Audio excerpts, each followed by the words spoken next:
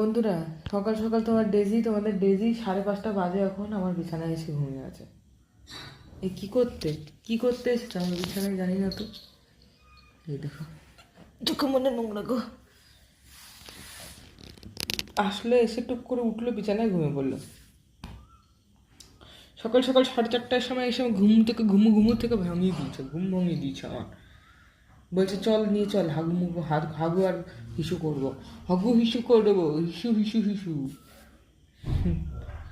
মাম এদিকে দেখ, এই নে, ওই দেখো, এই নে বললে উঠবি।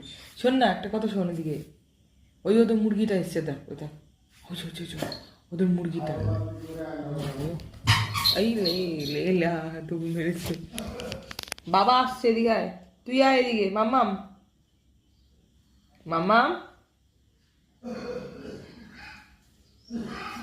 কি হয়েছে? কি করবি? কোনো কাজ চিৎকার করার জন্য বাইরে গেল, হিসু করতে গেছে।